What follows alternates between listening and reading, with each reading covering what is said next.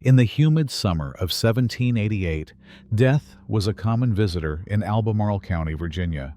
It arrived with fevers in the night, with the complications of childbirth, and with the sudden, brutal accidents of agricultural life. It was a known, if unwelcome, neighbor. But the death of Anne Willoughby, born Anne Cartwright, was different. It did not feel like a natural passing. It felt like an intrusion, a secret hurried into the earth before it could be properly understood. The official record is stark, preserved in the careful script of the parish clerk. Anne Cartwright, daughter of a respectable but less affluent family from a neighboring county, was wed to Thomas Willoughby on the first day of August. The union was considered a fine match. The Willoughbys were masters of a vast tobacco estate, their name synonymous with wealth and influence in the region. Thomas was their only son and heir, a young man known more for his severe bearing than his charm, but his position was unassailable.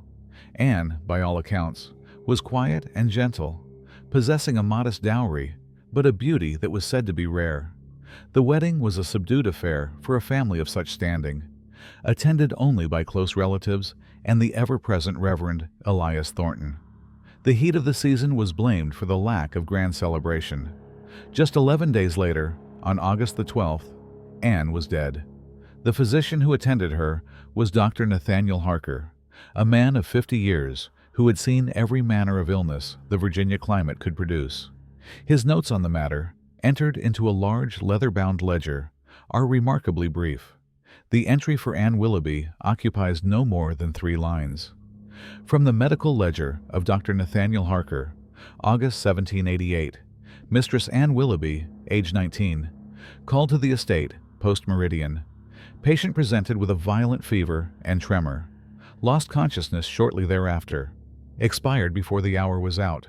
Cause, a sudden and malignant fever of the brain. A tragic, swift decline. A malignant fever of the brain. It was a diagnosis of convenience, a term used to cover any sudden, inexplicable collapse for which no other cause was apparent. What is most striking is the speed with which events proceeded. Anne was pronounced dead in the late afternoon. Before the sun had fully set, her body had been washed, dressed in its burial shroud, and sealed within a heavy oak coffin crafted by the estate's own carpenter. The burial took place immediately in the family plot on a low hill overlooking the tobacco fields, a plot shaded by a single, ancient cedar tree. Such haste was not unheard of in the oppressive summer heat, which could turn tragedy into a biohazard within a day. Yet, for a bride of less than 2 weeks, the daughter-in-law of the powerful Willoughby family, the lack of ceremony, the absence of a wake, felt deeply unsettling to the few who knew of it. A letter written by a neighboring plantation owner's wife, Mistress Eleanor Blevins, to her sister in Richmond, offers a rare contemporary glimpse into the local sentiment. The paper is thin and brittle, the ink faded to a pale brown, and the strangest business of all is the death of the new Mistress Willoughby. You will recall I wrote of the wedding, how small and rushed it seemed. Now the poor girl is gone, taken by a fever in a single afternoon. They say she was in the ground before the evening church bell had rung. My Samuel saw the men from the Willoughby estate digging as he passed by, and he said they worked as if the devil himself were chasing them. To put a bride in the earth with such little fanfare, it does not sit right with me. The Willoughbys are a proud family, but this feels less like grief and more like concealment. The matter would have likely ended there, becoming another piece of local lore, a sad tale whispered over needlepoint and evening brandy. But the earth does not always keep its secrets. Several weeks later, in late September, the Willoughby family sought to expand their burial plot. An elderly uncle had passed away in another county, and arrangements were being made to have his remains reinterred with the family. This required a new grave to be dug adjacent to the one that now held Anne Willoughby. The man tasked with the job was Samuel Pike, the local gravedigger and sexton for St. Anne's Parish. Pike was a simple man, illiterate but hard-working, with a constitution hardened by years of labor and a quiet acceptance of mortality. He had dug hundreds of graves in his time. He knew the feel of the soil, the weight of a coffin, and the solemn finality of his work. The task at the Willoughby plot was, for him, just another day's labor. Years later, when pressed for an account, Pike's testimony was taken down by a magistrate's clerk. The official record of this inquiry has since been lost, but a single draft copy of Pike's statement survived, tucked away within a book of county tax records. The clerk who wrote it captured the gravedigger's plain, unvarnished speech, which makes the events he describes all the more chilling. Deposition of Samuel Pike, October 1788, draft. My name is Samuel Pike. I am the sexton. Reverend Thornton can speak for me. The Willoughbys, they sent word they needed a new plot dug. For an uncle. The spot they wanted was right up against the new grave. The one for the young Mrs. Thomas Willoughby's wife. To do the work proper, I had to clear the space. The coffin she was in, it was a bit too close to the line. I knew I would have to move it some to get the new hole dug square. I started digging in the morning. The ground was hard, but not unworkable. I uncovered the top of her box by midday. It was good, solid oak, well made. Willoughby wood. I set to getting it lifted. I got my ropes under it and used a log for a lever, just as I always do. It was heavy, but no more than you'd expect. As I was pulling it up from the hole, the side of it scraped against a rock I hadn't cleared. That's when I saw it first. A bit of splintered wood on the lid, near the edge. I thought nothing of it, figured I'd done it with my shovel or the rock. I got the coffin all the way out and set it on the level ground. I took a rag to wipe the dirt from the lid, to be respectful. And that's when my blood went cold. It weren't damage from the outside. The scratches, they were deep, deeper than any shovel scrape. They was dug into the wood from underneath the lid's edge, gouges like, white wood showing through the dark stain, and they all went one way, out, as if a cat were trapped in a barrel and trying to claw its way free. I stood there a long time. The air was still. I could hear a cicada buzzing in the cedar tree. I told myself it was just damage from the settling of the earth, but my hands were shaking. I looked at the metal clasps that held the lid shut. They were strong iron clasps, hammered in, but one of them seemed bent, pulled upward, just a little. I took the end of my shovel and I pushed on the lid. It gave more than it should have. There was a low creak. God forgive me. I had to know. It was not my place, but I could not leave it be. I used the spade to pry at the edge. The nails, they came out too easy. The wood around them was torn up from the other side. The lid lifted. The smell that came out, it was not the smell of honest decay. It was the smell of fear, of sweat and old air. What I saw in that box will be with me until I am in a box of my own. The satin lining they had put in, it was not smooth and white. It was ripped to shreds, hanging in tatters. It was stuffed in her mouth, some of it. The rest was torn by her hands. Her fingers, the nails were gone, broken off and bloody, worn down to the quick. And the wood inside the lid, right above where her head was, it was all scratched to ruin. Hundreds of marks, deep and desperate. Splinters of oak were stuck under what was left of her nails. And her face. Her eyes were open, wide open. Her mouth was stretched in a scream, but a silent one. It was the face of someone who had woken up in the dark. It was the face of someone who had died not from a fever, but from terror. From screaming into the darkness until her lungs gave out. I fell back from the grave. I do not think I have ever run so fast in my life. I did not stop until I reached the church and found the Reverend. Pike's discovery shattered the quiet grief of the Willoughby family and replaced it with a creeping, insidious horror. Reverend Thornton, a man whose faith was built on order and divine reason, was the first to confront the scene after Pike's frantic arrival. He accompanied the shaken gravedigger back to the Willoughby plot, initially believing the man had been overcome by heat or drink. But the open coffin, baking in the afternoon sun, told a story that defied any rational explanation. The Reverend saw the claw marks on the lid's interior. He saw the torn lining and the bride's ruined hands. He saw the silent scream etched onto her face. His first act was one of containment. He instructed Samuel Pike to speak of this to no one, to tell anyone who asked that he had simply been startled by a snake. He then had Pike help him move the terrible object. They did not rebury it. Instead, they carried the coffin to the stone undercroft of the parish church, a cold, dark space used for storing wine and old records. There, in the damp chill beneath the house of God, the coffin of Anne Willoughby was placed upon 2 stone blocks. Reverend Thornton threw a heavy canvas sheet over it, as if hiding the evidence of a great blasphemy. He locked the heavy oak door to the undercroft and sent a terse, urgent message to the Willoughby estate. The official record of Anne Willoughby's death remained unchanged in the parish register.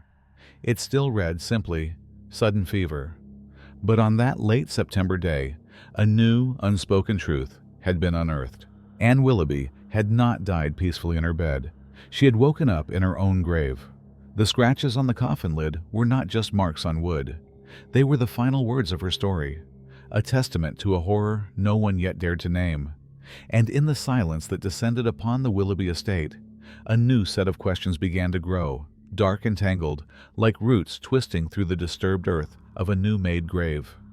To understand the tragedy of Anne Willoughby, one must first understand the transaction that brought her to Albemarle County.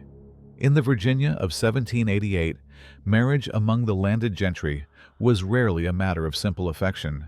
It was an alliance of property, a merging of bloodlines, and a calculated investment in the future.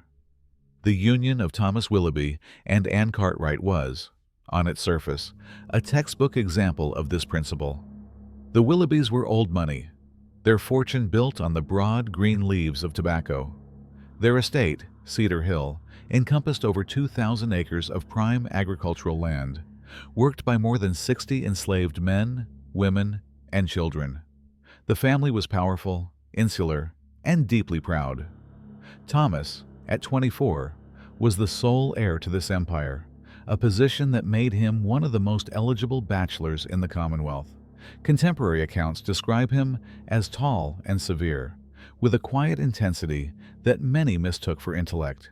He was not a social man. He was a man of ledgers and land surveys, whose chief passion was the efficient management of his inheritance. The Cartwrights, by contrast, were of a lesser but still respectable station. Their holdings were modest, their influence local. Anne, at 19, was their eldest daughter. She had been raised to be a wife, educated in domestic arts, music, and just enough literature to be a pleasant companion.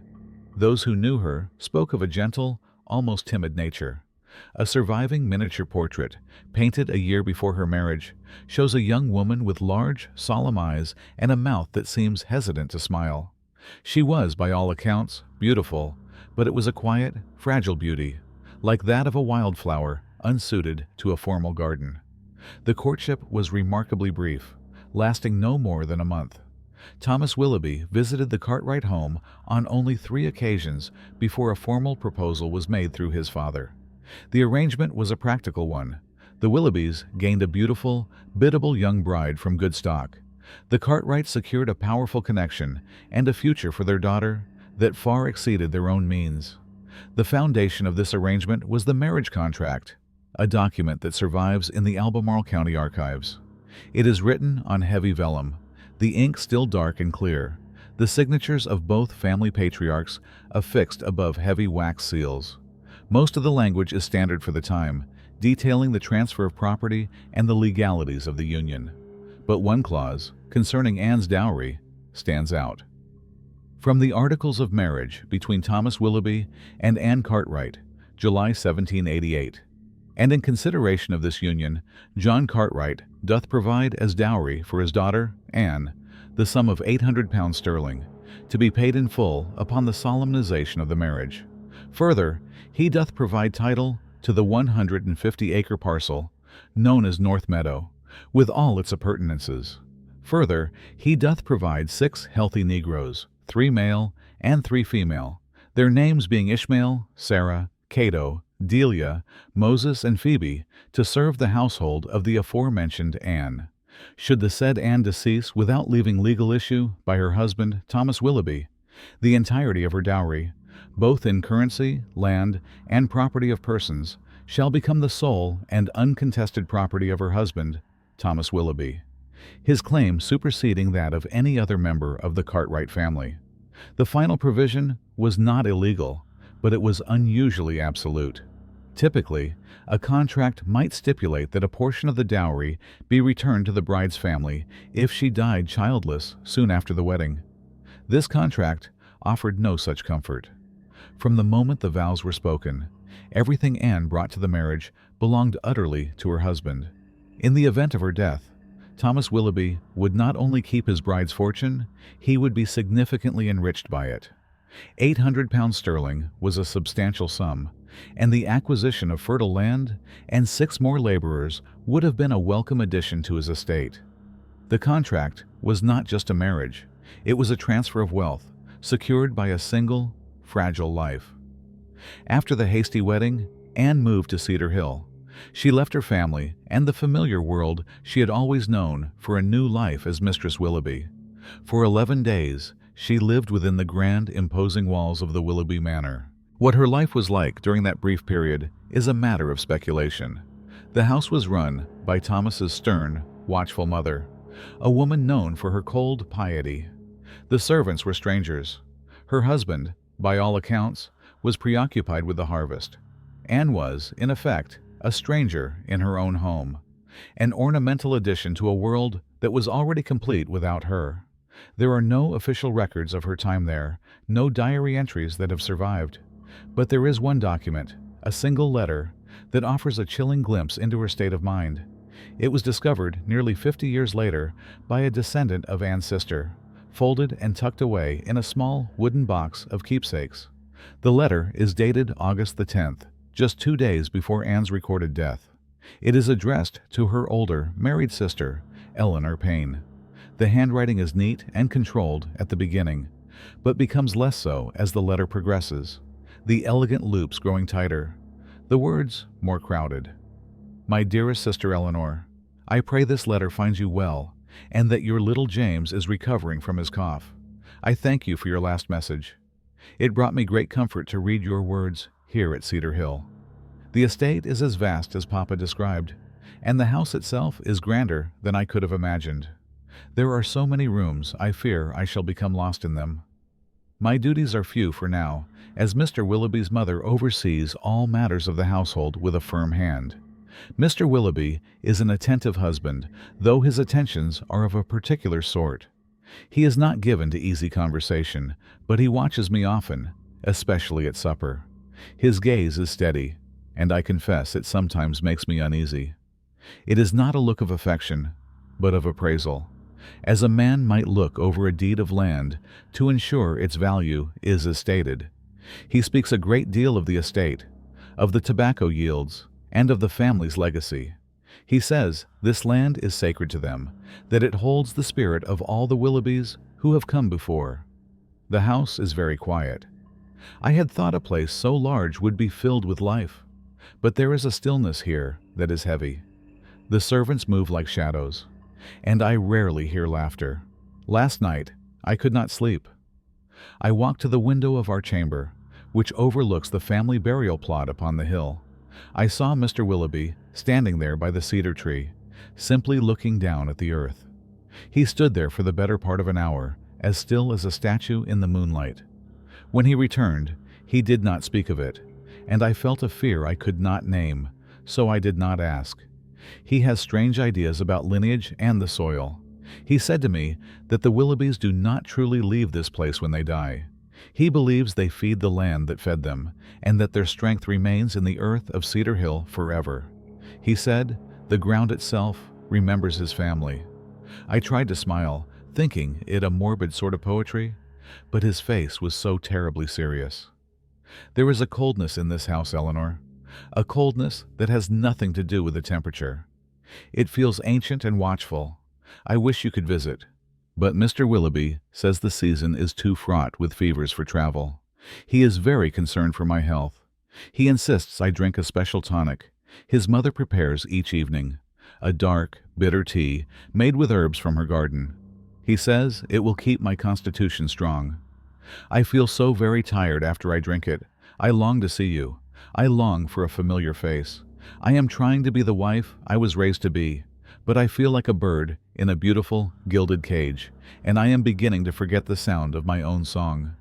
The letter ends there, without a signature or a closing farewell. It is possible there was another page, one that has been lost to time. Or perhaps Anne was interrupted, her thoughts left hanging on that final, lonely sentiment. The mention of a daily tonic, of her husband's strange obsession with the burial ground, and of his watchful, appraising gaze, paints a picture far removed from that of a happy newlywed. It suggests a young woman, isolated, intimidated, and perhaps even deliberately sedated. Her exhaustion, which she attributes to the bitter tea, could easily have been misinterpreted by a physician as the onset of a sudden sickness. This letter, when read alongside the stark efficiency of the marriage contract, casts a dark shadow over the official narrative. Anne was not just a bride, she was an asset. Her unease was not just homesickness. It was a creeping dread born of isolation and the unnerving intensity of her new family. The quiet, watchful house, the husband who stared at graves in the moonlight, the bitter daily tonic. These were the elements of her final days. Her death, so swift and convenient for her husband, no longer seems like a simple tragedy.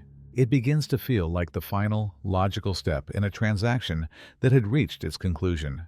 And as for the letter itself, there is one last, unsettling detail.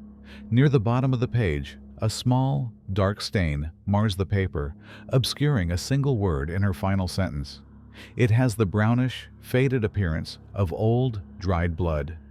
Dr. Nathaniel Harker was a man of science, in an age still shadowed by superstition. He was respected throughout Albemarle County as a physician of sober habits and sound judgment. Educated in Philadelphia, he brought a modern, methodical approach to a profession often mired in folk remedies and guesswork. He did not believe in curses or omens. He believed in observation, in diagnosis, and in the tangible processes of the human body. His medical ledger, a massive volume bound in dark brown leather, was a testament to his orderly mind. For over 20 years, he chronicled the ailments of the county within its pages, from routine births to the ravages of smallpox, his entries written in a precise, almost clinical script. When historians first examined this ledger, they were looking for details, for any clue that might expand upon the mystery of Anne Willoughby's death. They found the opposite. The entry for August the 12th, 1788, stands as an island of brevity in a sea of detailed case notes. On the preceding page, Harker dedicates half a column to the treatment of a farmer's broken leg, listing the materials used for the splint and the dosage of laudanum prescribed for pain. On the page that follows, he writes at length about a persistent cough afflicting an elderly woman, speculating on its cause and outlining a regimen of therapeutic teas. But for Anne Willoughby, the bride of Cedar Hill, there are only those three stark lines: a violent fever, a loss of consciousness, an expiration before the hour was out. No treatments are mentioned. No attempts at revival are noted. There is no list of symptoms beyond a tremor. For a physician as meticulous as Harker, this lack of detail is more than an oversight. It is a declaration. It is the closing of a case with deliberate, unnatural speed. The diagnosis, a malignant fever of the brain, served as a medical seal, a definitive and unassailable cause of death that discouraged further questions. For a time, it worked. The doctor had spoken, and his word was trusted. But a man's public record and his private thoughts are often two very different things. Dr. Harker's professional papers, bequeathed to the County Medical Society upon his death, offered no further insight. They contained only more ledgers, patient accounts, and letters concerning the procurement of medical supplies from London. The story seemed to end there, in the cold, unrevealing script of his official duties. It was not until the 20th century, during the renovation of the doctor's former residence, that a more personal record came to light. Sealed behind a loose brick in the fireplace of his study, workmen found a small, tin box, rusted shut. Inside, wrapped in oilcloth, was a thin, pocket-sized journal. Its cover was worn smooth, its pages warped by decades of dampness. Many of the entries were illegible, the ink having bled into faint, ghostly clouds. But a section from the summer of 1788 remained partially readable, and within it, an entry dated August the 12th provides the context that the official ledger so conspicuously lacks. The handwriting is not the careful, measured script of his professional life. It is hurried, tense, and deeply troubled. From the private journal of Nathaniel Harker, August 1788, August the 12th. The heat of this day is a physical burden. I was preparing my afternoon tinctures when the boy arrived from the Willoughby estate. He was breathless, his horse lathered. He said I was needed at the great house at once. The new Mistress Willoughby had been taken ill. I gathered my bag, my mind already cycling through the common summer afflictions: colic, heatstroke, the ague. I have been called to Cedar Hill a dozen times over the years, mostly for the elder Mr. Willoughby's gout or for seasonal ailments among the house slaves. I had never been called to attend one of the women of the house. They have always been unnaturally hale. The atmosphere at the manor was not one of panic, which I had expected. It was one of a grim, suffocating quiet. Thomas Willoughby met me at the door himself. His face was a mask of composure, his eyes dark and unreadable. He did not seem like a husband frantic with worry for his new bride. He seemed like a man overseeing a difficult but necessary task. He led me upstairs, his steps heavy and measured on the polished floorboards. He said only, "She collapsed at luncheon, a sudden fever." I was shown into their bedchamber. The room was dark, the heavy curtains drawn against the afternoon sun. The air was cool and still. Mistress Willoughby lay upon the bed. His mother, the elder Mistress Willoughby, stood near the window, a silent sentinel in a black dress. She did not greet me. She simply watched. I approached the bed. The young woman, Anne, was deathly pale. She was dressed in a simple white nightgown. Her hair was unbound and spread across the pillow. I reached for her wrist to take her pulse. Her skin was cool to the touch, not cold, as in death, but cool and slightly damp, like stone in a cellar. This was the first thing that was wrong. A violent fever, Thomas had said. But there was no heat to her, none at all. I could find no pulse at her wrist, nor at her throat. I placed my ear to her chest, listening for a breath, for the beat of a heart. There was nothing, only silence.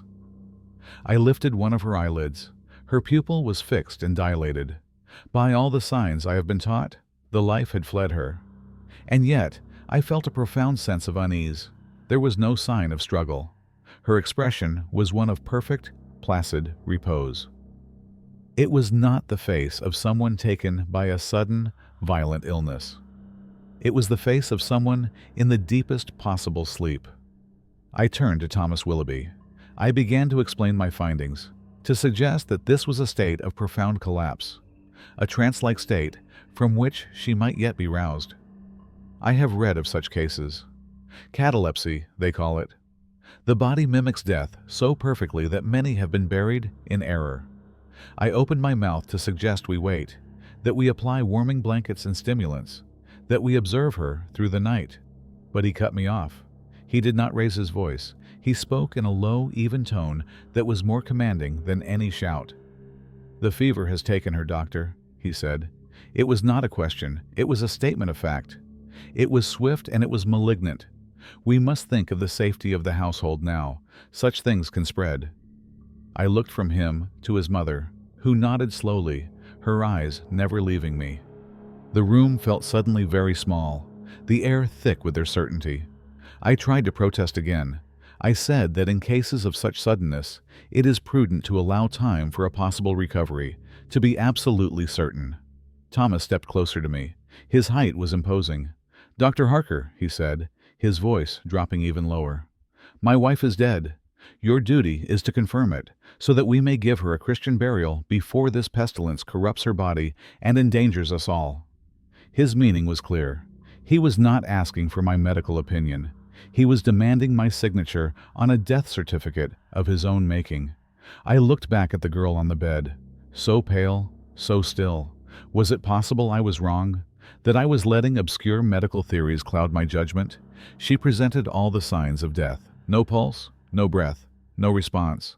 To challenge the master of Cedar Hill, the most powerful man in this county, on the basis of a gut feeling, on a strange coolness of the skin.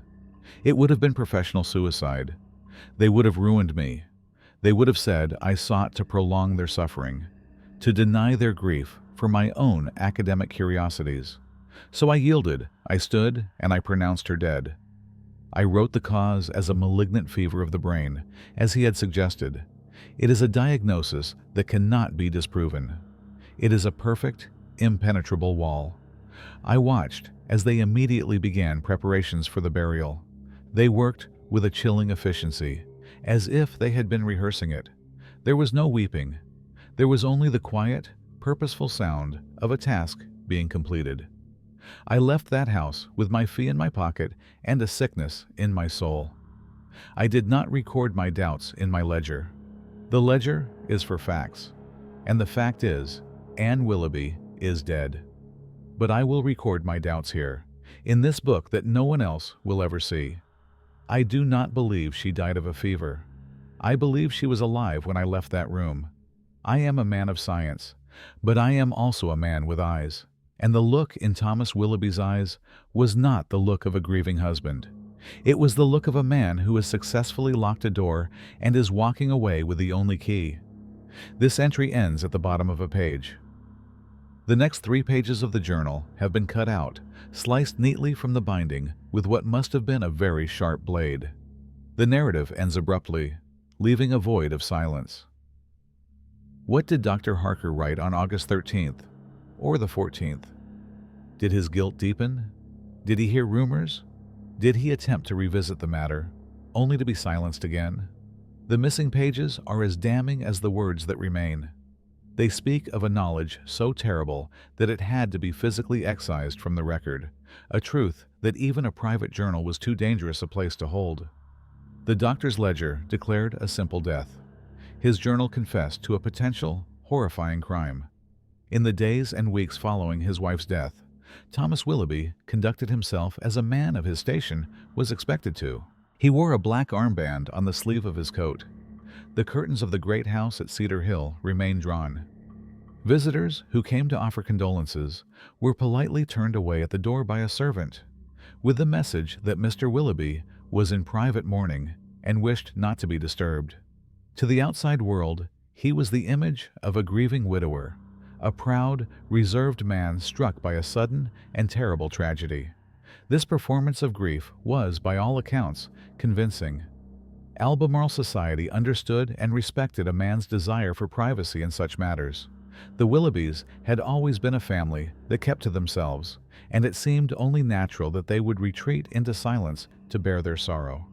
Public sympathy was with Thomas. He had lost his bride of less than a fortnight. It was a cruel blow of fate, a sad story that would be told with a shake of the head for years to come.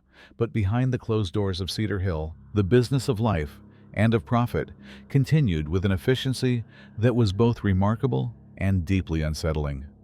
While the house presented a facade of mourning, the machinery of the Willoughby estate did not pause for a single moment. And it is in the cold, hard numbers of the estate's ledgers that the true nature of Thomas Willoughby's grief can be measured. The Willoughby Estate Ledger for 1788 is a massive calfskin-bound volume. Its pages are filled with the neat, sloping script of a hired clerk, documenting every transaction, from the sale of a hogshead of tobacco to the purchase of a barrel of nails. It is a record of finances, not feelings, and its entries for the month of August tell a story that directly contradicts the image of a man paralyzed by loss.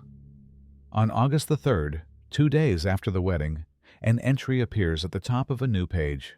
From the Willoughby Estate Ledger, August 1788, received from John Cartwright, Esquire, £800 sterling in fulfillment of marriage contract concerning the union of his daughter, Anne, and Thomas Willoughby. Received also deed of title for the 150-acre parcel known as North Meadow. This entry confirms the swift payment of Anne's substantial dowry. It was a significant influx of capital for the estate. What is most revealing is the entry that appears directly below it, dated August the 14th, just 2 days after Anne's burial. Paid to Messrs. Croft and Son, London factors, the sum of £780 sterling to clear the outstanding debt on the construction and outfitting of the new curing barn. Paid also £20 sterling for shipping and interest. The timing is chilling. The entirety of Anne's monetary dowry was used not as an investment or as a cushion for the estate's finances, but to immediately settle a large and pressing debt with a London merchant. Correspondence from earlier that year, found in the same collection of papers, shows that Messrs. Croft and Son had become insistent on payment, threatening to withhold credit for the next season's supplies. The marriage to Anne Cartwright, it seems, was not just an alliance, it was a financial rescue. Her dowry was the solution to a problem that had been plaguing the Willoughby estate for months. Her life was the collateral. Her death made the solution permanent. The ledger continues in this vein. On August the 15th, the day after the debt was settled, another entry is made concerning the human portion of Anne's dowry. 6 new Negroes assigned from the Cartwright dowry. Male Cato, age 30, assigned to the cooperage. Male Moses, age 22, and male Ishmael, age 25, assigned to the new curing barn.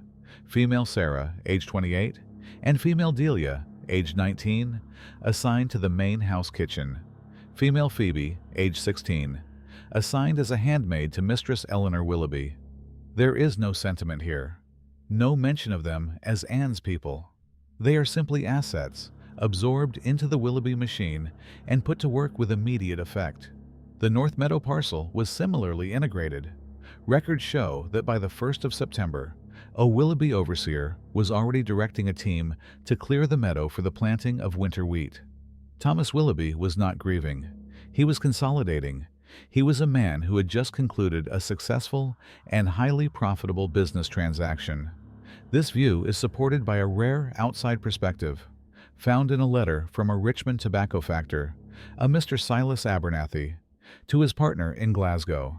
The letter discusses market prices and shipping schedules, but a short passage concerns a recent encounter with the young master of Cedar Hill. I had occasion to speak with Thomas Willoughby last week. He traveled here to settle his father's accounts, a task he has taken upon himself with a vigorous spirit. You will be aware that he was recently widowed, his new bride taken by a fever after only a week or 2 of marriage. A terrible business. Yet, when I offered my condolences, he merely gave a curt nod and changed the subject to the price of shipping casks. He is a cold young man, all business and no warmth. In discussing the prospects for his crop, he made a most peculiar remark. He said, "One must be willing to prune a weak branch if the main tree is to thrive." I am sure he was speaking of agriculture, but his eyes were like chips of ice. He is not a man I would wish to be in debt to. The rumors among the local gentry were more circumspect.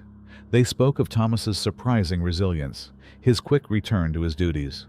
But among the servants and the enslaved population, the whispers were darker and more direct. Stories, impossible to substantiate but persistent in the local folklore, circulated in the weeks after Anne's burial. It was said that Thomas was seen surveying the North Meadow on the very day of her funeral, his riding boots still dusty from the graveside. It was said that he ordered all of Anne's personal belongings, her dresses, her books, her few pieces of jewelry, to be locked away in a trunk in the attic, forbidding any of it to be sent back to her grieving family in accordance with custom. He had paid for her, the story went, and he owned everything she had left behind. Perhaps the most damning evidence of all is found in the place one would expect to see the most heartfelt sentiment, the Willoughby Family Bible. It is an enormous book, its cover embossed with a faded gold cross. For generations, the Willoughbys recorded the significant events of their lineage on the pages between the Old and New Testaments. Births, marriages, and deaths were all carefully noted for posterity. The entry for Thomas's marriage is there, written in his own hand. The script is forceful and clear. Thomas Willoughby, son of Richard and Eleanor Willoughby, was joined in holy matrimony with Anne Cartwright, daughter of John and Mary Cartwright, on the 1st day of August, in the year of our Lord, 1788. Just below it, there is another entry. The ink is the same, the hand is the same. There is no tremor of grief, no sign of a tear stain on the page. There is only the cold finality of a record being closed. Anne Cartwright Willoughby, deceased, August the 12th, 1788. That is all. There are no words of love or loss, no mention of her as a beloved wife, no biblical verse to commemorate her passing, just her name and the date her brief chapter in the Willoughby family history came to a close. She is an entry in a ledger, a life recorded and then struck from the books. After these entries were made, and after the coffin was discovered by Samuel Pike, Thomas Willoughby's silence became absolute. When the rumors of the clawed coffin began to spread, he did not issue a denial. He did not express outrage or horror. He simply ignored it all. He retreated further into the fortress of his estate, conducting all business through his overseer or by letter. He became a ghost on his own land, a powerful, unseen presence. The silence that emanated from Cedar Hill was not the quiet of sorrow. It was the heavy, deliberate silence of a secret being kept, of a door being bolted shut against the world. Thomas Willoughby had acquired his dowry, cleared his debts, and secured his estate. The brief, tragic story of his bride was for him a closed account, and he would not permit anyone to audit the books. Reverend Elias Thornton was a bulwark against the chaos of the frontier. At 47 years of age, he was a man built of scripture and discipline. His faith was not a gentle, comforting thing. It was a fortress, with high walls and rigid rules, designed to protect his flock from the moral wilderness that pressed in on all sides. He believed in God's perfect, unassailable order. He believed that death was a sacred transition, a final, peaceful surrender to the divine will. The events of late September shattered that belief, leaving him with a secret that festered like a mortal wound. When Samuel Pike had stumbled into his study, pale and stammering, the Reverend's first instinct was to suspect liquor or heat stroke. Pike was a simple, reliable man, but the things he spoke of, claws, screams, a bride awake in her coffin, were the stuff of penny dreadfuls and superstitious fables. Thornton had calmly taken Pike by the arm, his voice a steady, authoritative balm, and insisted on seeing the evidence for himself. He had walked to the Willoughby plot, expecting to find a coffin damaged by a clumsy gravedigger, a simple mistake magnified by an overactive imagination. What he found instead was a violation of all natural and divine law. The open coffin sat upon the raw earth like a gaping wound. The afternoon sun beat down upon it, illuminating every terrible detail. He saw the splintered oak of the lid, the shredded satin, the broken, bloody fingers of the corpse. But it was the bride's face that broke through his clerical composure. The look of pure, primal terror, frozen on her features, was not a peaceful release into the arms of the Lord. It was the face of a soul that had stared into the abyss and found nothing there but darkness and the crushing weight of 6 feet of earth. In that moment, Reverend Thornton understood that this was not merely a tragic accident. This was an abomination. His immediate, overwhelming impulse was not to seek justice or to comfort the bereaved. It was to contain the horror, to hide it from the world before its contagion could spread. He saw this knowledge as a spiritual poison. To speak of a Christian soul clawing at her own coffin was to suggest that God had abandoned her, that the promise of a peaceful rest was a lie. It would plant a seed of doubt and terror in the heart of his congregation that no sermon could ever uproot. So he made a choice. He swore Pike to absolute silence, invoking the wrath of God himself should the man break his vow. He had the coffin moved, not to a place of honor or investigation, but to the cold, damp undercroft of his own church. He locked it away like a cursed object, a thing of profound spiritual danger that must be kept from the light. And then he began his campaign of silence. His first and most public efforts were from the pulpit. The parish records of St. Anne's contain a collection of his sermon notes, written in a cramped, forceful hand. A sermon delivered on the first Sunday of October, just days after the discovery, shows a marked shift in his tone. Where his usual subjects were grace and redemption, this sermon was a stern and unyielding warning. From the sermon notes of Reverend Elias Thornton, October 1788. And so I say to you, beware the sin of idle chatter. Beware the morbid curiosity that seeks to peer into the sacred mysteries of God's plan. There are those among you who would whisper in the marketplace, who would trade in rumor and speculation, who would seek to profane the sanctity of grief with your vulgar questions. You seek to understand that which is not for you to understand. You seek to pull back a curtain that God Himself has drawn. To question the finality of the grave is a blasphemy. To suggest that the Lord's peace does not descend upon the faithful departed is to doubt His very power. Such talk is not harmless gossip. It is the devil's work. It is a poison that seeps into the community, turning neighbor against neighbor, filling hearts with a fear that is an affront to faith. Hold your tongues, grieve for the departed, pray for their souls, and leave the rest to the Almighty. For there are some doors that, once opened, can never be closed again. The message was clear. The Reverend was not simply discouraging gossip. He was forbidding it. His moral authority was immense. And for a time, his words had their intended effect. The whispers quieted. People looked away when the Willoughby name was mentioned. But the story was too potent, too horrifying, to be completely suppressed. It continued to circulate in hushed tones, in the slave quarters and over tavern tables, a secret that refused to be buried. As the weeks passed and the whispers persisted, the Reverend's private turmoil began to surface in his official records. In the margins of the parish ledger, next to the neat, simple entry for Anne Willoughby's death, a later annotation appears. The handwriting is shaky, the ink darker, as if pressed into the page with great force. A soul in great peril. The earth does not hold its peace. God have mercy on us all. This was not the language of a parish clerk. It was the prayer of a terrified man. Reverend Thornton had confronted Thomas Willoughby, of course. A draft of a letter, written to his former mentor, the bishop in Williamsburg, details the encounter. The letter was never sent. It was found years later, folded within the pages of his personal Bible. It is a confession, a plea for guidance from a man who feels himself utterly alone with a terrible burden. Draft of a letter to the right. Reverend Bishop Meade, my dearest bishop, I write to you in a state of spiritual crisis from which I see no escape. I have been witness to a thing so contrary to God's law that it has shaken the very foundations of my faith. It concerns the recent death of Anne Willoughby, the new bride of the Cedar Hill estate.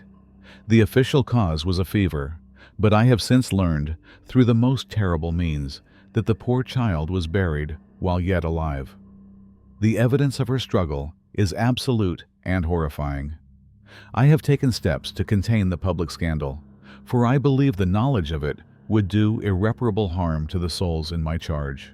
But I could not let the matter rest without confronting the husband, Thomas Willoughby. I called upon him at his estate, determined to demand an explanation. I expected to find a man consumed by guilt, or at least a man who could be shamed into some form of confession. I found neither. He received me in his father's study, a room as cold and silent as a tomb. He did not offer me a seat. He stood by the fireplace and listened to my account without a flicker of emotion on his face. I told him of the gravedigger's discovery. I described the marks on the coffin, the state of his wife's body. I spoke of the sin of bearing false witness, of the sacred duty of a husband to his wife. I asked him, point blank, how he could have allowed her to be placed in the ground with such haste, without being certain that the Lord had truly called her home. He let me finish. The silence that followed was heavy and profound. Then he looked at me, and his eyes, Bishop, his eyes were ancient. They were not the eyes of a young man. They held a coldness that I have never before witnessed. He said to me, Reverend, my family has been on this land for 5 generations. We are a part of it, and it is a part of us. What is given to this earth, what is planted in this soil, belongs to this soil. It is a private matter between my family and our land. I was stunned into silence. He spoke of his wife as if she were a seed, a crop to be planted. I told him this was pagan talk, that it was a blasphemy against the resurrection and the life to come. He simply smiled, a thin, cruel turning of his lips. He said, Your faith has its own traditions, Reverend. Mine are older. He then told me the matter was closed, and that for the sake of peace in the county, the coffin and its story should remain buried. It was a clear and unmistakable threat. I left that house feeling a cold dread that has not left me since. This is not simply a matter of a greedy man who wished to secure a dowry. I believe I have stumbled upon a darkness at Cedar Hill that is deep and old, a belief system that exists alongside our Christian faith like a serpent in a garden. I have the coffin, the physical proof of the horror, locked in my own church. But I fear I have locked away the consequence, not the cause. The evil is still out there, walking in the light of day, master of 2,000 acres and 60 souls. I do not know what to do. I have warned my flock against speaking of it, but in doing so, I have become a keeper of the Willoughby's secret. I am an accomplice to a silence that feels as profound and as terrible as the grave itself. Reverend Thornton's warnings from the pulpit grew more desperate as the autumn wore on. He was no longer just a pastor trying to quell gossip. He was a man trying to hold back a tide of horror that he himself had helped to conceal. He had tried to bury the story, just as Thomas Willoughby had buried his bride. But some things refused to stay in the ground. The whispers were growing louder, taking on a life of their own, and the Reverend was beginning to understand that he had not contained a secret. He had merely trapped himself inside it. Reverend Thornton's sermons were a dam of words built against a flood of fear. For a time, it held. But a story as terrible as Anne Willoughby's cannot be contained by threats of blasphemy. It is a living thing. It seeped through the cracks in the official silence, flowing from the kitchen of the great house to the slave quarters, from the blacksmith's forge to the local tavern. It changed as it traveled, shedding the hard edges of fact and taking on the more fluid, more terrifying shape of folklore.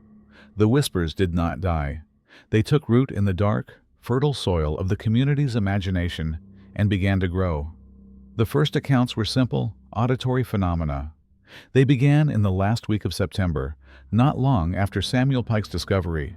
Travelers on the county road that passed by the Willoughby estate after dusk reported hearing a strange noise. It was a faint, rhythmic sound, easily mistaken for a woodpecker or a branch scraping against a stone wall. But those who paused to listen described it differently.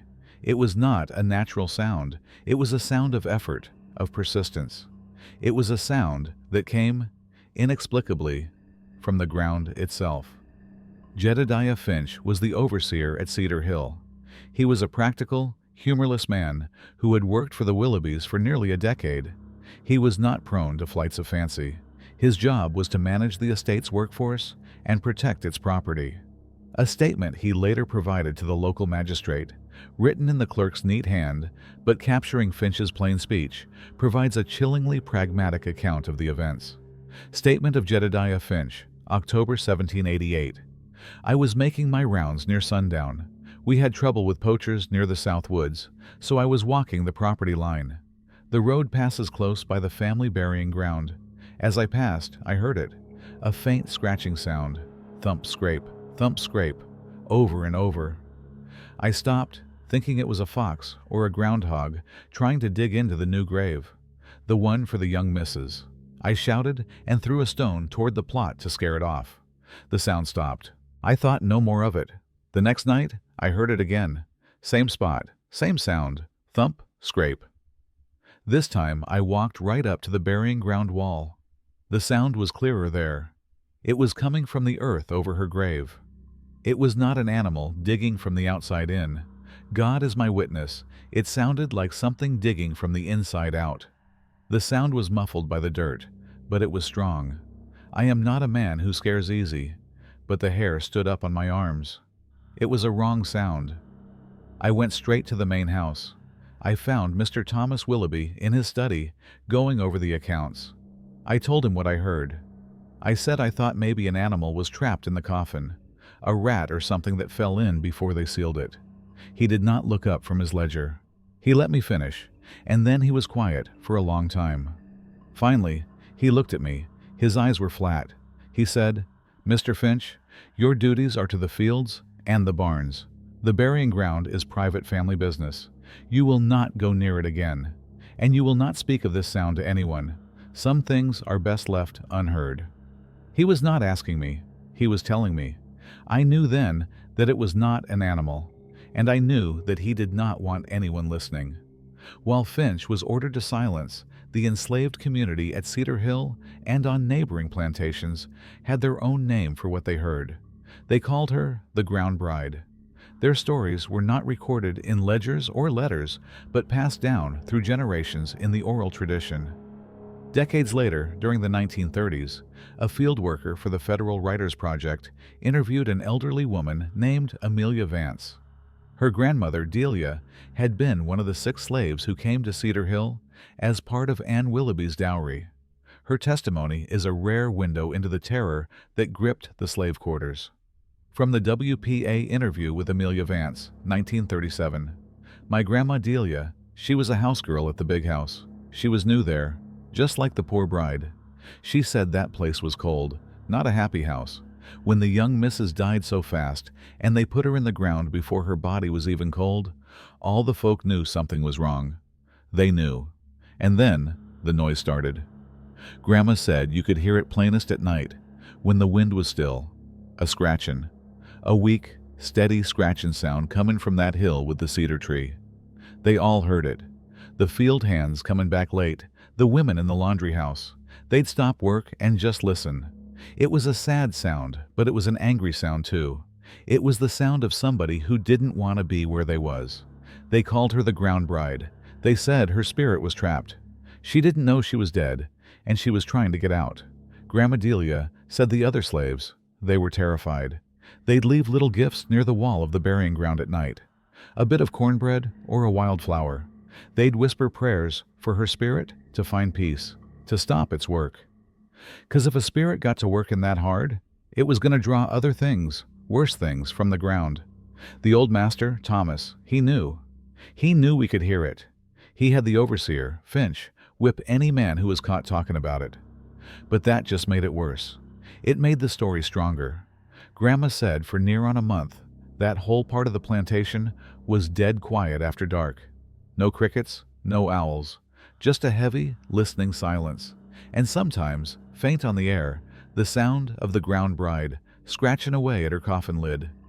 The gentry of Albemarle County heard the stories too. Mistress Eleanor Blevins, the neighboring plantation owner's wife, wrote again to her sister in Richmond in mid-October. Her tone had shifted from one of suspicious curiosity to one of genuine, creeping fear. The situation here has grown most strange. The talk of the Willoughby girl will not cease, despite the Reverend's sternest warnings. Now, it is more than talk, it is a sound. Samuel, my husband, scoffs at it, but I have heard it myself. On still nights, when the wind is from the west, a faint but distinct scraping can be heard from the direction of the Willoughby land. It is a dreadful, unsettling noise. The servants are beside themselves with fear and refuse to go out of doors after sunset. The Willoughbys themselves are like phantoms. No one has seen Thomas or his mother in weeks. They are shut up in that house as if under siege. There is a pall over that entire estate. People now take the long road to avoid passing their land. It is as if the girl in the grave has poisoned the very ground around her, and the poison is spreading. I cannot shake the feeling that we are living on the edge of some terrible revelation. It feels as if the land itself is trying to tell us a secret it can no longer bear to keep. The auditory horror soon gave way to physical legend. A story began to circulate about 3 young farm boys who, on a dare, crept up to the Willoughby family plot one night.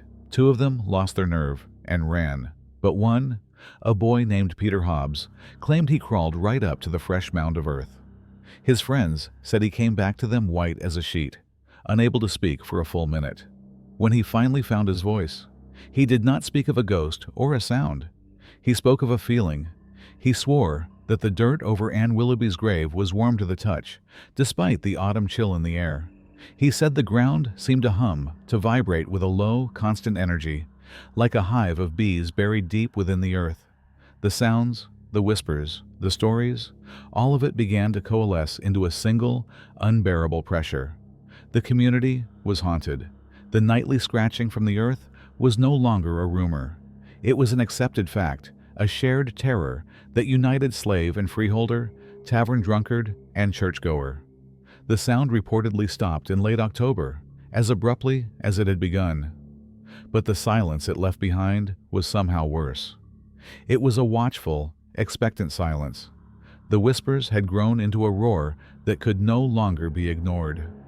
The local magistrate, a stoic and pragmatic man named Henry Carleton, had tried to dismiss the matter as foolish superstition. But too many people, including sober and reliable men like Jedediah Finch, had come to him with their stories. The public peace was being disturbed. The authority of the law was being undermined by a ghost story. He knew that to investigate the matter meant confronting Thomas Willoughby, the wealthiest and most influential man in his jurisdiction. But he also knew that to do nothing was to abandon the county to a fear that was becoming more powerful than the law itself. The whispers from the earth had finally reached the ears of justice. By the first week of November, 1788, the haunting of Albemarle County had become a matter of public order. The stories of the drowned bride were no longer confined to the slave quarters or tavern whispers. They were discussed in the general store, on the steps of the courthouse, and in the anxious letters of the local gentry. The persistent, nightly sounds from the Willoughby grave had ceased, but their memory hung over the community like a shroud of fog. Productivity on neighboring farms had slowed. People were afraid to travel the county road after dark. The fear was a sickness, and Magistrate Henry Carleton, the embodiment of the law in Albemarle, was being pressured to find a cure.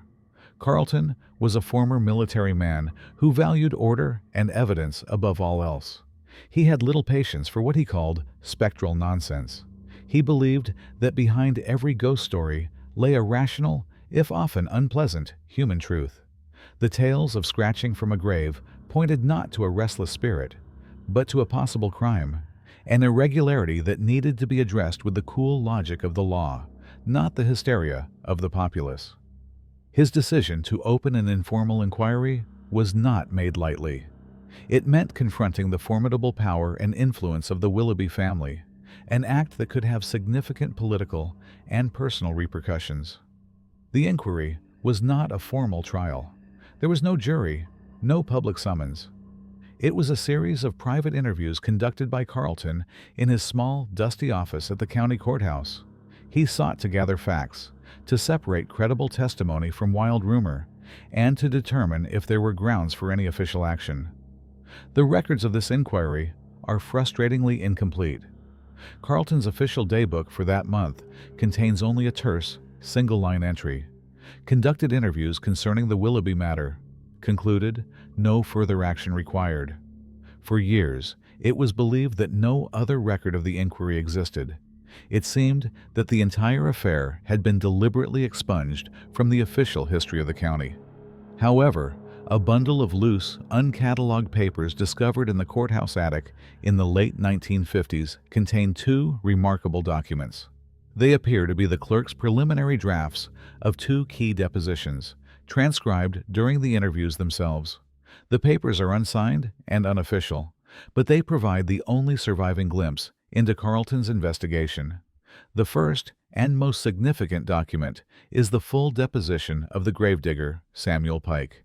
It expands upon the draft copy found earlier, adding details of his interactions with Reverend Thornton and his own deep-seated fear. Deposition of Samuel Pike, November 1788, preliminary draft. The magistrate, he asked me to tell it all from the start. I told him how Mr. Willoughby sent for me to dig the new plot. I told him about uncovering the coffin of the young missus and how the lid was scratched. Not from my tools, I said, from the inside. The scratches were deep. The wood was tore up bad. I told him I couldn't leave it be. My conscience wouldn't let me. So I pried the lid open. I told him what I saw in there. The torn lining, the poor girl's hands, all bloody and broke, and her face, that scream on her face. He asked me what I did then. I told him I ran. I ran to the Reverend Thornton. He's a good man, the Reverend. He didn't believe me at first, but he came with me. He saw it too. He went as white as a sheet of paper. He stood there for the longest time, just staring into that box. He whispered something. I think it was God forgive us. He was the one who said we had to hide it. He told me to tell no one what I saw. He said it was a blasphemy, and it would bring a panic on the people. He made me help him carry it. It was heavy. We took it down to the cellar under the church, the undercroft. He threw a big cloth over it and locked the door. He told me to go home and pray for my soul and keep my mouth shut. I did as he said. I am a God-fearing man, and the Reverend speaks with God's authority. But the thing I saw, it did not feel like God's work. The magistrate then asked if I had heard the noises from the grave. I said I had. Everyone had. But I knew it wasn't the girl. It couldn't be. I had seen her body. She was dead. Truly dead. The noise came after. It came for weeks after I found her. It was something else. I told him I believe that when the poor girl clawed her way out of that trance in the dark, she didn't just let her own soul out. She let something else in, something that was hungry. The Reverend, he locked the coffin away, but he didn't lock away what she woke up down there in the dark. Pike's testimony confirmed the physical reality of the desecrated coffin. It established the core horror of the event and implicated Reverend Thornton in a deliberate act of concealment. The magistrate's next logical step was to interview the Reverend himself. The second surviving document is a fragmented transcript of that interview. It is clear from the clerk's notes that Thornton was a reluctant, almost hostile witness. Transcript of interview with Reverend Elias Thornton. Fragment. Magistrate Carlton, Reverend Samuel Pike has given a sworn statement that you helped him move the coffin of Anne Willoughby and conceal it within the church. Is this true? Reverend Thornton, what I do to protect the spiritual well-being of my flock is a matter between me and God, not this court. Carlton, it becomes a matter for this court when it involves the possible concealment of a crime. Did you see the marks on the coffin? Did you see the state of the body? Thornton, long pause. I saw what Pike saw. It was a distressing scene. A tragedy beyond comprehension. Carlton, a tragedy or a homicide? A young woman, by all accounts healthy, is pronounced dead of a sudden fever by a doctor who writes no notes. She is buried with extreme haste by a husband who benefits financially from her death. Weeks later, she is found to have been buried alive. And you, the moral authority of this community, chose to hide the evidence? Why? Thornton, you do not understand.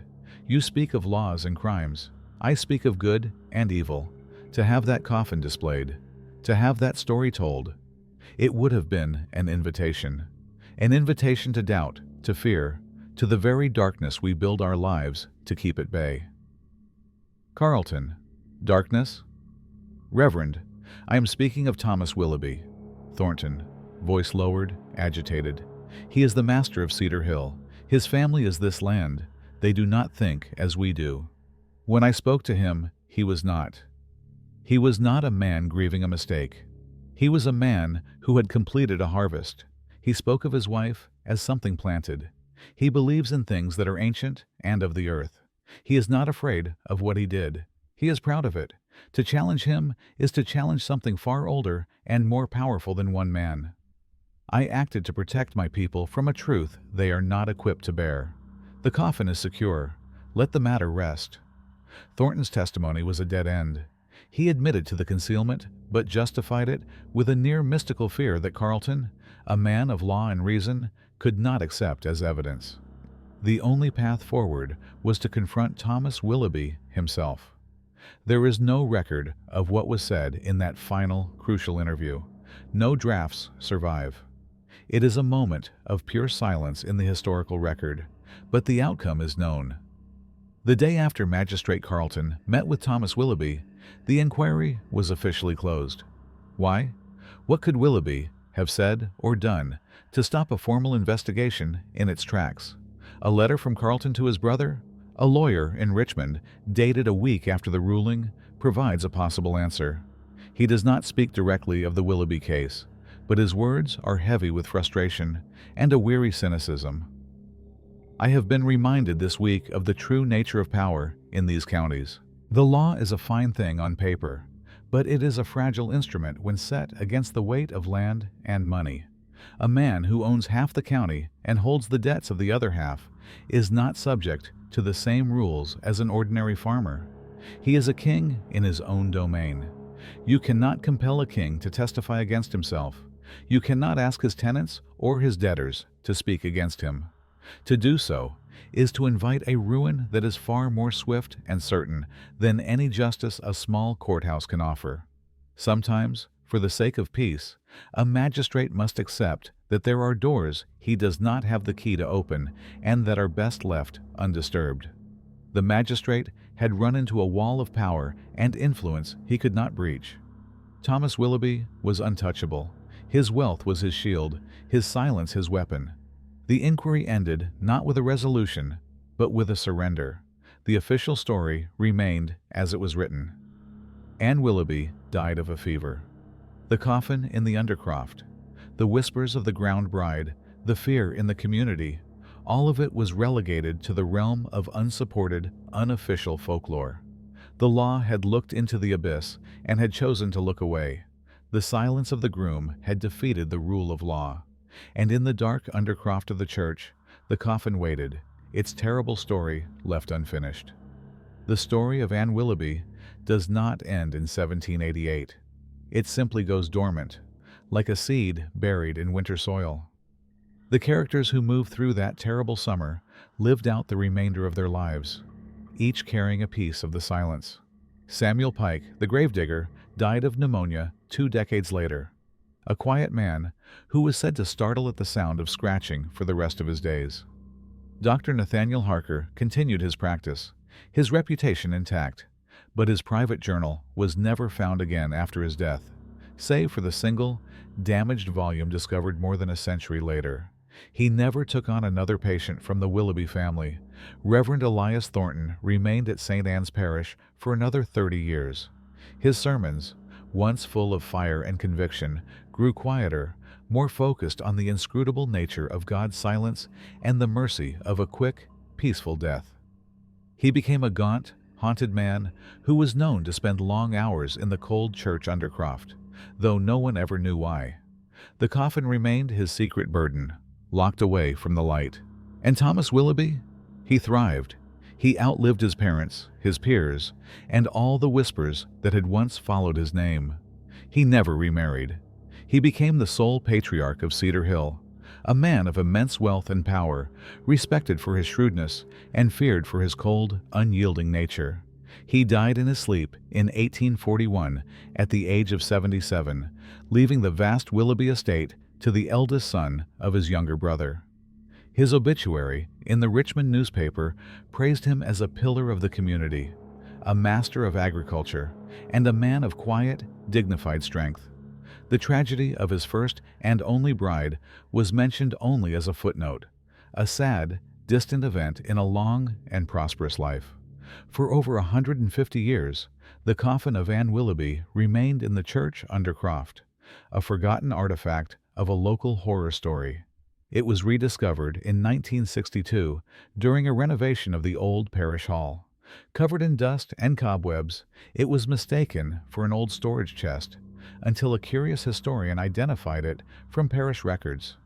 Recognizing its unique and disturbing significance, the Albemarle County Historical Society had it carefully moved to their archives, and that is where it rests today. It sits in a climate-controlled room, a silent, oblong testament to an 18th century nightmare. To see it in person is a profoundly unsettling experience. The oak has darkened with age to the color of dried blood. The iron clasps are pitted with rust, but the damage to the lid is as clear and as horrifying as the day Samuel Pike first laid eyes on it. The scratches are not faint or ambiguous. They are violent gouges in the wood, clustered in a frantic pattern near where Anne's head and hands would have been. The splinters are pushed outwards, a detail that speaks of a terrible internal pressure. You can trace the paths of her broken fingernails, and in doing so, you can almost feel the suffocating darkness, the dwindling air, the final, desperate surge of a life refusing to be extinguished. For decades, the accepted narrative has been that of a tragic accident compounded by greed. Anne fell into a cataleptic trance, a state mimicking death. A hasty doctor and a greed-driven husband sealed her fate. The story is one of medical ignorance and human cruelty. It is a terrible story, but it is a comprehensible one. It exists within the known bounds of human behavior. But there is one final document. It was not found with the medical ledgers or the parish records. It was discovered by accident, tucked into the back of a deed book that chronicled the original land grants given to the Willoughby family in the late 1600s. It is not a letter or a journal entry. It is a single, loose sheet of vellum, yellowed and brittle. The handwriting is archaic, from an earlier generation of Willoughby, and the ink is faded almost to invisibility. It appears to be a list of instructions, a supplement to the legal deed concerning the traditions and duties of the master of the estate. Most of the text deals with crop rotation and land management. But at the bottom of the page, under the heading on ensuring the bounty, is a short, chilling passage. The first bride of a new generation is a tithe. She is not for the house, she is for the soil. She must be of good stock, pure and strong, a vessel for the lands packed. Upon her joining, she must be consecrated to the earth. She is to be given the black tonic of the nightshade root, which quiets the heart and stills the breath, giving the appearance of a swift and natural passing. She must be in the ground before the next sun. The planting must be deep. The earth is our first and oldest mother, and she is a hungry mother. She does not want a placid corpse. She requires a life. She must be fed with a spirit still fighting to hold on. The fear, the struggle, the final scream that has no voice, that is what enriches the soil. Her last breath must be given not to the air, but to the dirt. That is the price of our legacy. Her terror is the water for our roots. So it has been, and so it will always be, as long as a Willoughby holds this land. The words transform the story. This was not an accident. It was a ritual. Dr. Harker's tonic, Thomas's haste, his emotionless efficiency, his strange words to the Reverend about planting his wife in the soil, it all clicks into a new and far more monstrous pattern. The scratches on the coffin lid were not the evidence of a crime. They were the desired outcome. The horror that Samuel Pike unearthed was not the proof of a mistake. It was the proof of a successful sacrifice. The story of Anne Willoughby is not the story of a woman buried alive. It is the story of a woman who was fed to the ground. The Willoughby family did not just live on the land. They had a covenant with it, an ancient bloody pact that required a bride to be planted in their sacred earth, to water the tobacco fields with her terror. The Willoughby family still owns land in Albemarle County. Cedar Hill, though now smaller, still stands, a grand private residence. And every so often, when a new generation takes over, a bride is brought to the estate. A beautiful young woman from a respectable family, chosen for her quiet nature and her good stock. And sometimes, not often, but sometimes, a local paper will carry a small, tragic notice. A sudden illness, a terrible accident, a young wife gone too soon.